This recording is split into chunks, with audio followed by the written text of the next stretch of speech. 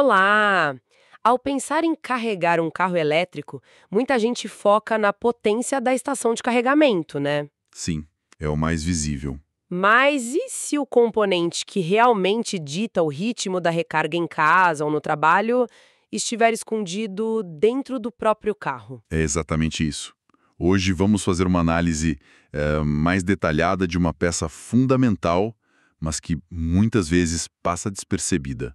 O carregador de bordo, o Onboard Charger, né? O famoso OBC. OBC, certo? E nossa conversa vai ser guiada pelos pontos levantados no material O que é um carregador de bordo, do Alberto Maier.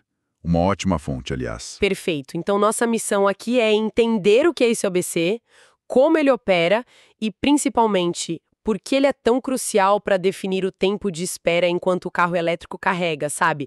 Na tomada de casa ou nos pontos públicos de corrente alternada. Exato. Vamos desvendar o que acontece nos bastidores da recarga AC. Legal. Para começar, então, de forma bem direta, o que exatamente é o carregador de bordo? Bom, pense nele como um, um conversor inteligente.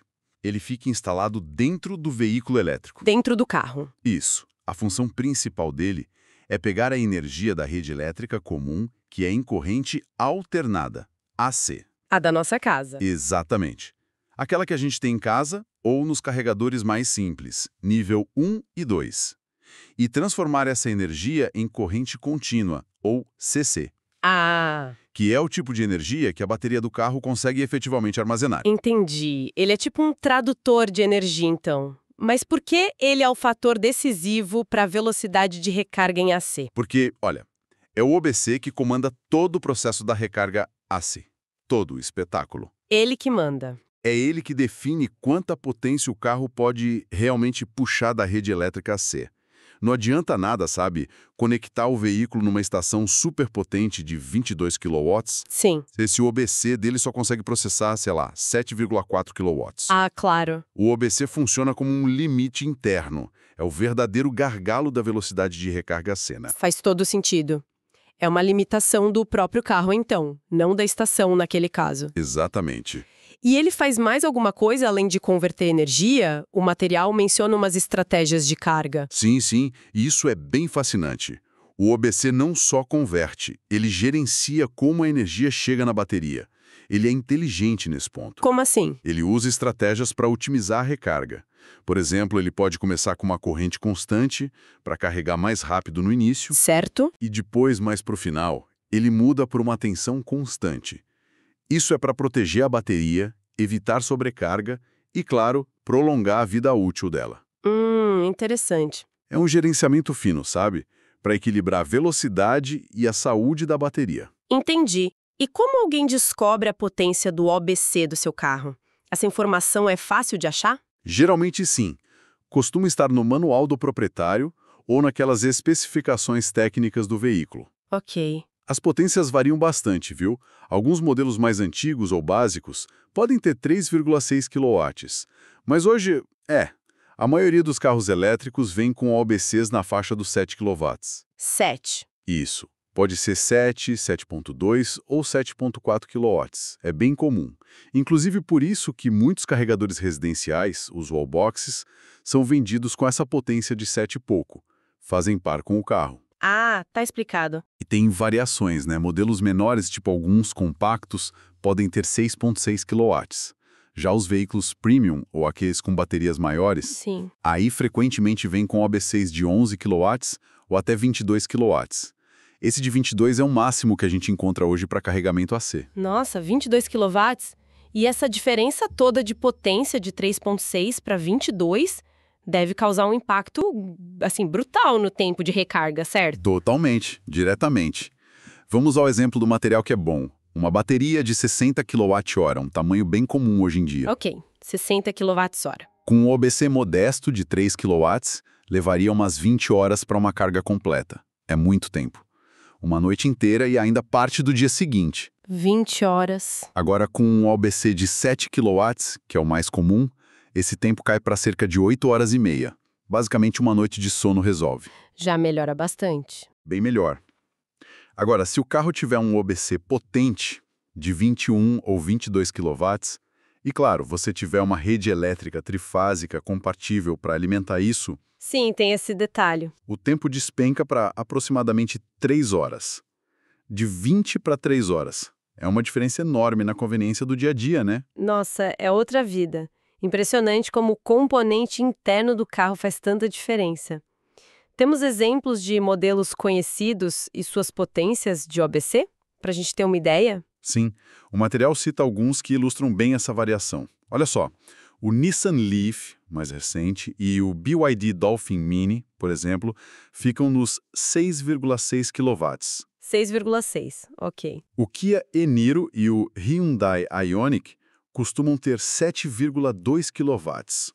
O Fiat 500e, aquele elétrico charmosinho, chega a 7,4 kW. Certo. Aí subindo a escala, carros como o Tesla Model 3, Model S e Y, o Jaguar I-Pace e até o Porsche Taycan vêm com 11 kW de OBC. 11 já é bem rápido para ser. Sim, e um exemplo notável de 22 kW é o Renault Zoe, em algumas versões mais potentes dele.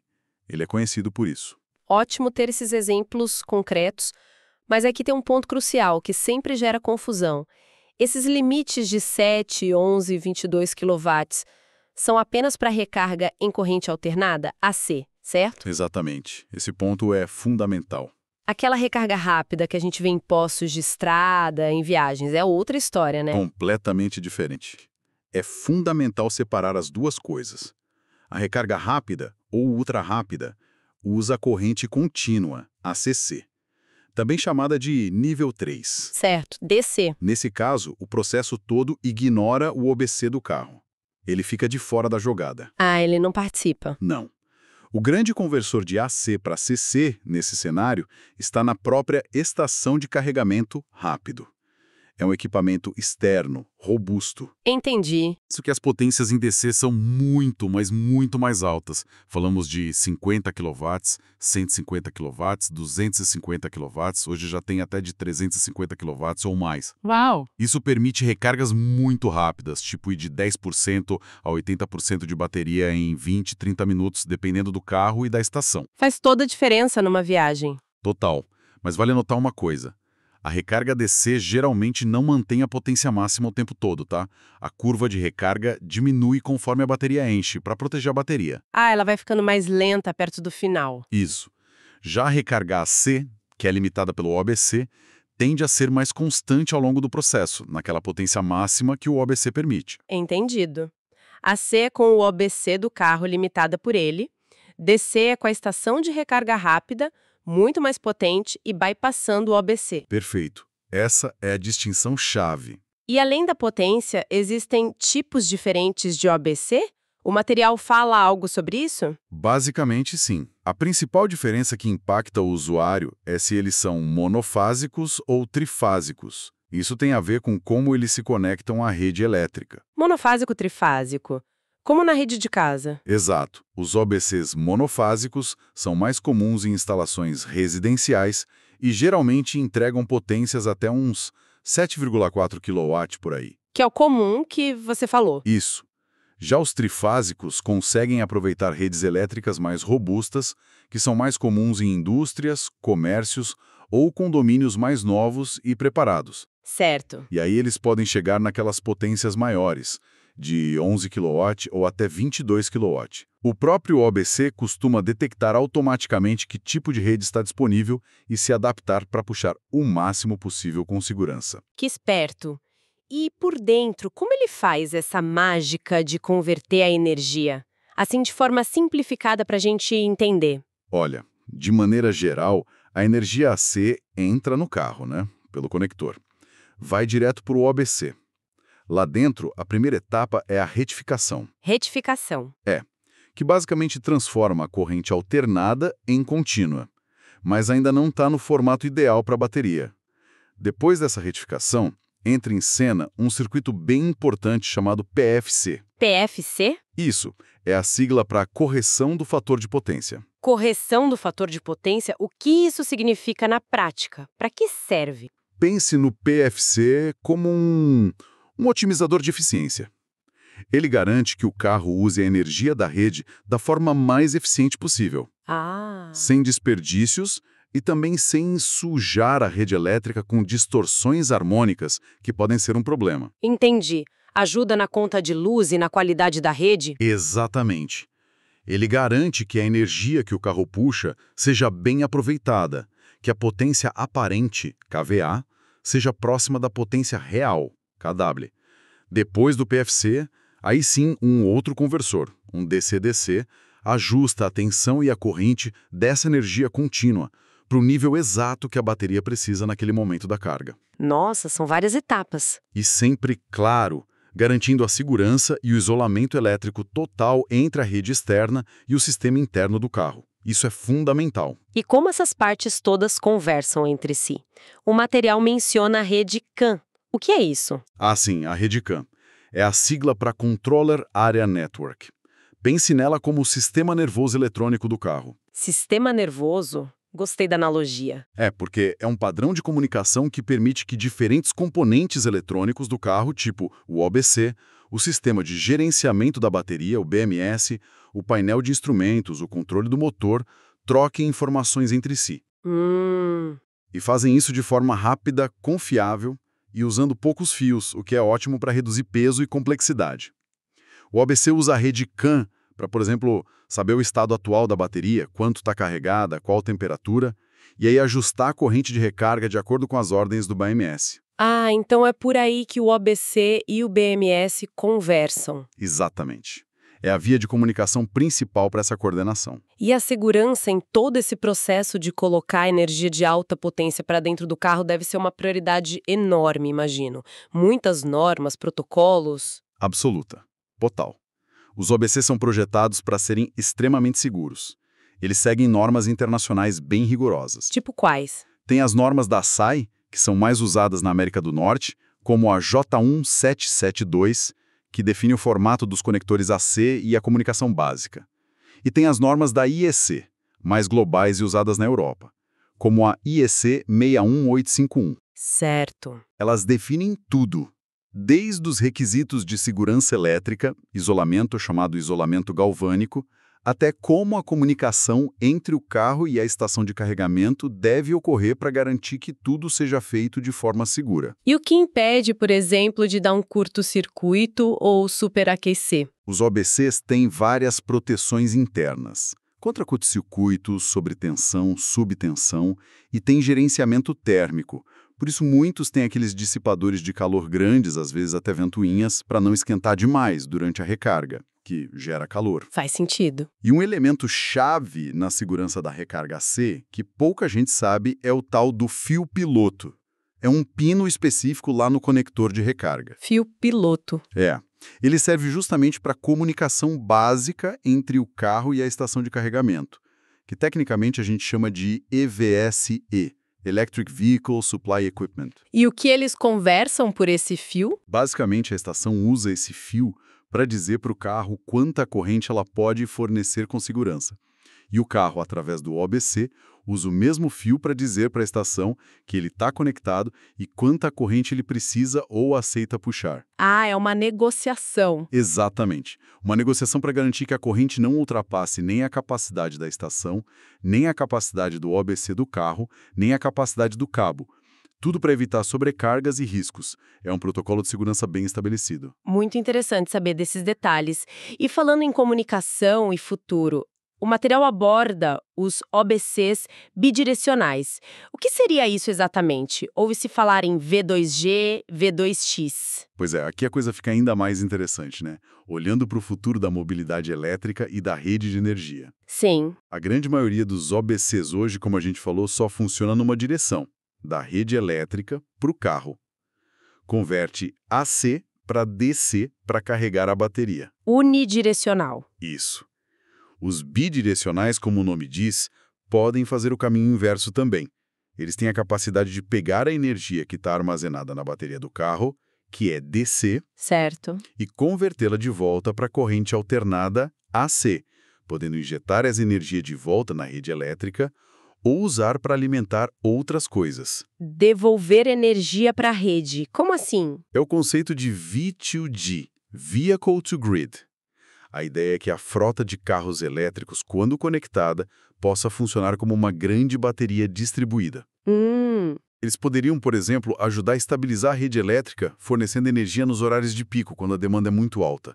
Ou poderiam armazenar energia solar ou eólica que foi gerada em excesso durante o dia e devolver para a rede à noite. O carro vira parte da solução energética, não só um consumidor. Que incrível! O carro ajudando a equilibrar a rede. Exato. E tem também o V2X, que é um termo mais amplo. Vehicle to Everything. Para tudo. Engloba outras possibilidades. Por exemplo, o V2H, Vehicle to Home. Imagina poder usar a bateria do seu carro para alimentar sua casa durante uma queda de energia. Nossa, seria fantástico. Adeus gerador barulhento. Pois é, ou o V2L, Vehicle to Load, que já existe em alguns modelos.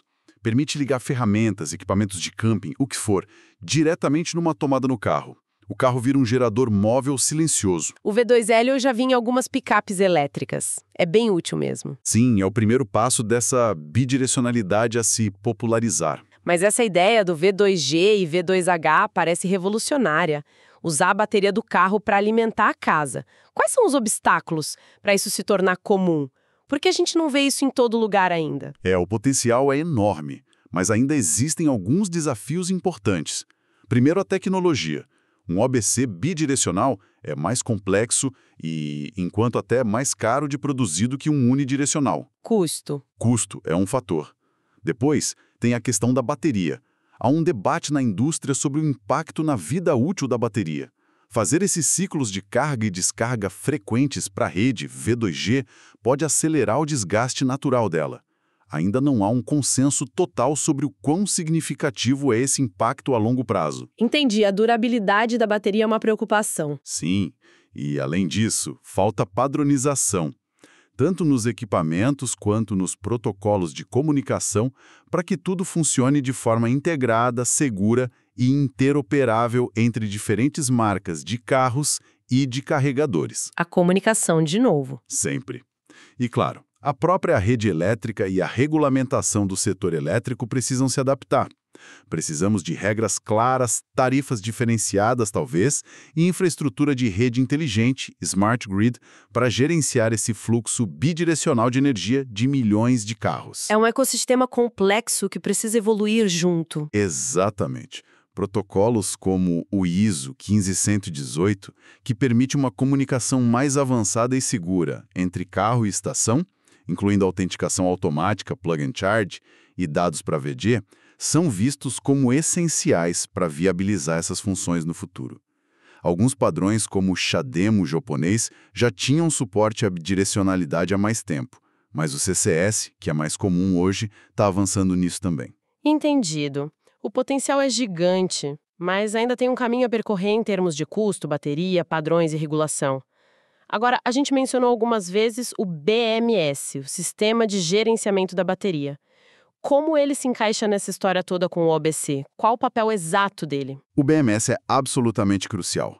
Se o OBC é a porta de entrada da energia AC, o BMS é o guardião da bateria.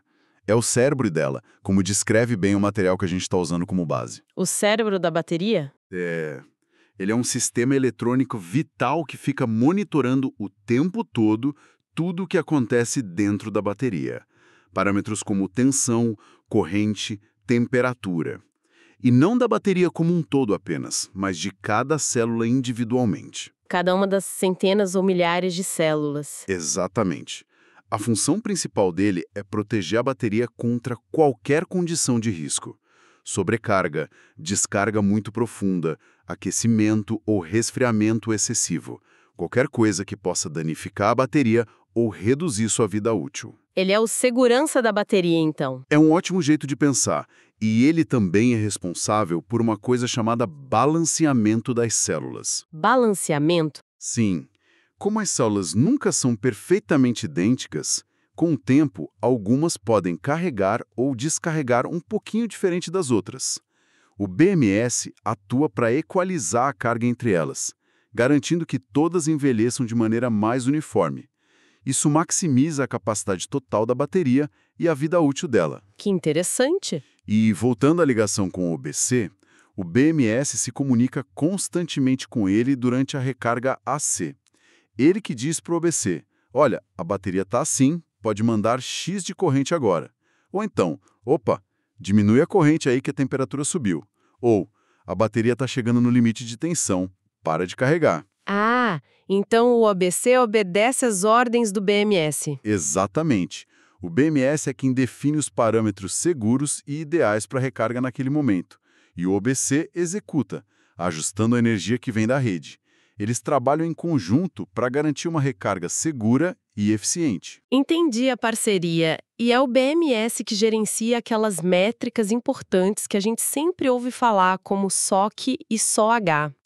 O que elas significam na prática para o motorista? Exatamente. São duas siglas-chave para entender a condição da bateria, e o BMS é quem calcula e monitora isso. Primeiro, SOC, State of Charge, é o estado de carga. Estado de carga. É basicamente o medidor de combustível do carro elétrico.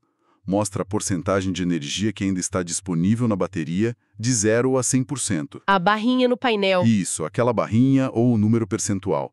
O BMS calcula isso continuamente usando diferentes métodos, como contar a energia que entra e sai, medir a tensão das células. E a precisão desse cálculo é importante para a gente saber a autonomia restante, né?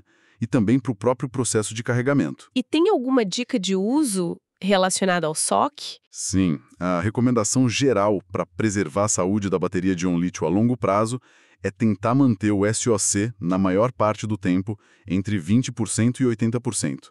Evitar deixar descarregar completamente com frequência e também evitar deixar sempre em 100% por longos períodos, principalmente se o carro for ficar parado. Ah, bom saber. Não precisa e nem deve carregar até 100% toda vez, então. Para uso diário, carregar até 80% ou 90% costuma ser o ideal para a maioria das químicas de bateria. Deixar o 100% para quando você realmente precisar da autonomia máxima, tipo numa viagem longa. Entendi.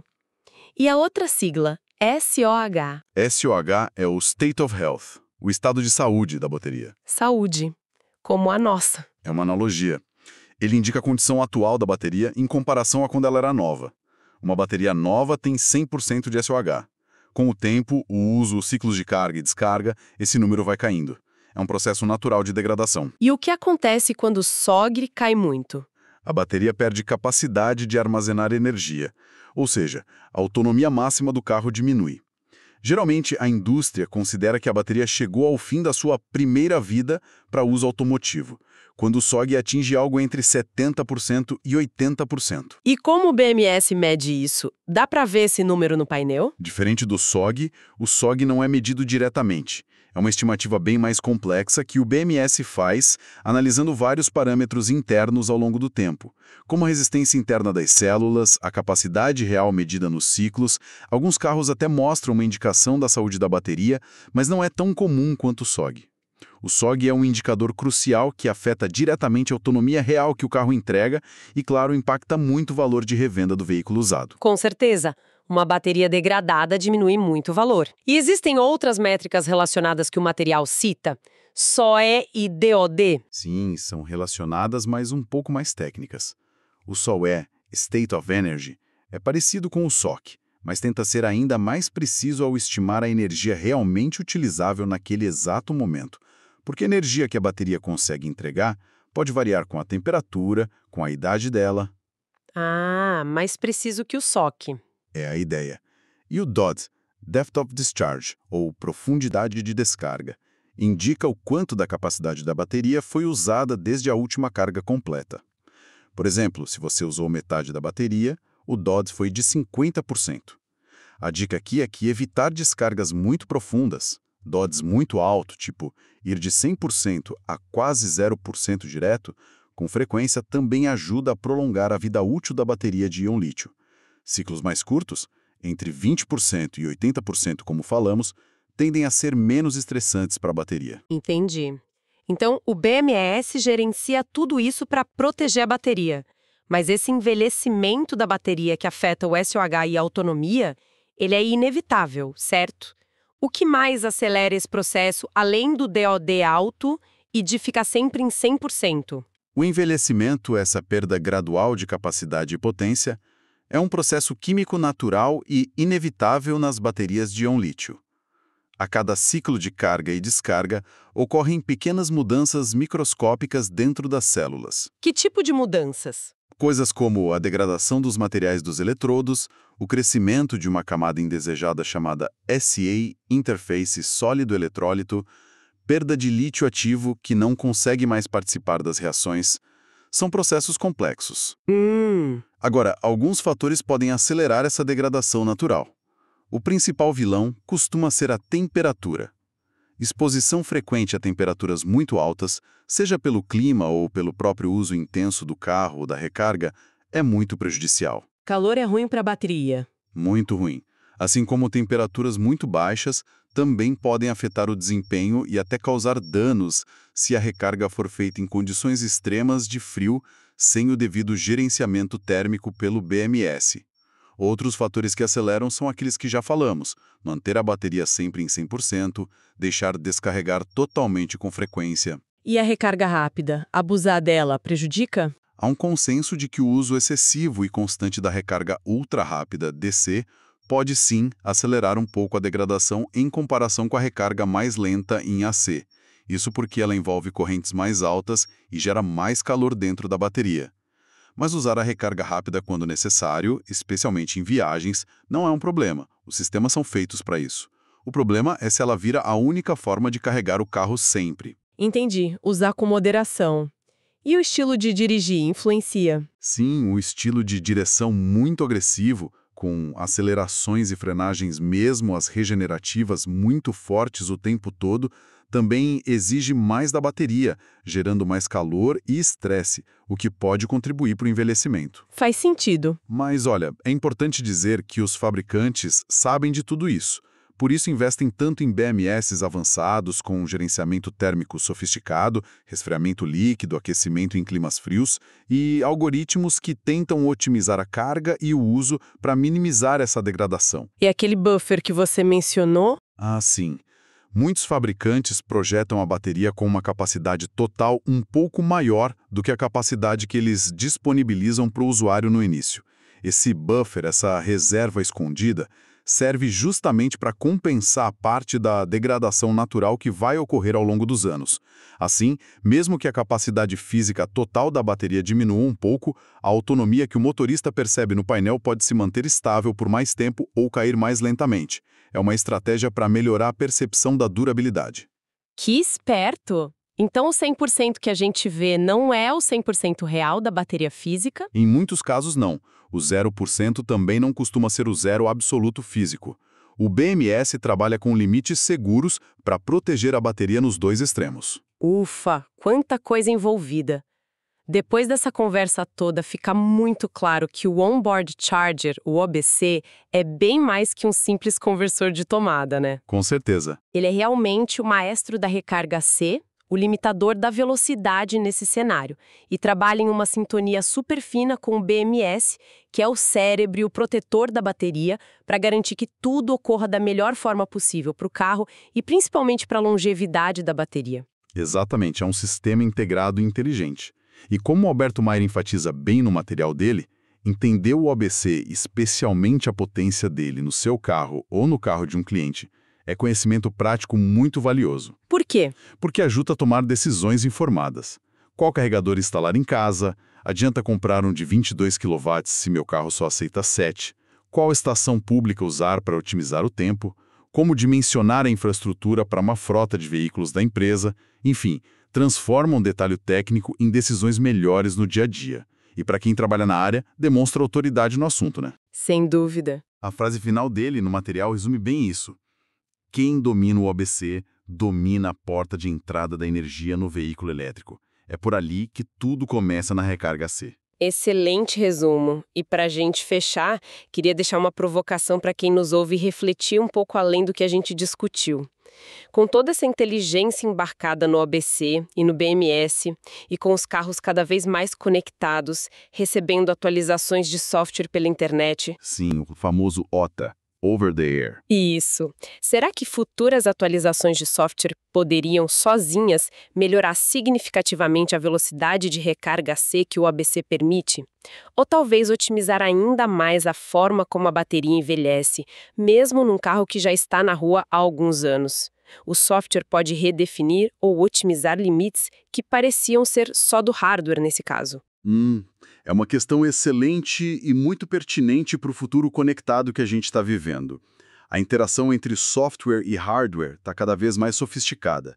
Será que uma atualização poderia desbloquear uma performance melhor ou uma gestão mais eficiente da bateria que já estava lá, latente, no hardware? Abre possibilidades interessantes para pensarmos sobre o dinamismo e a evolução dos veículos elétricos ao longo da sua vida útil, né? Exatamente. Fica aí a reflexão. Com isso, encerramos nossa análise sobre o carregador de bordo, o OBC, inspirada hoje pelo material de Alberto Meyer. Esperamos que esta conversa tenha sido útil e tenha ajudado a iluminar a importância desse componente, que, apesar de escondido, é vital para a mobilidade elétrica no nosso dia a dia. Foi um prazer discutir esse tema tão relevante. Obrigada pela companhia e até a próxima.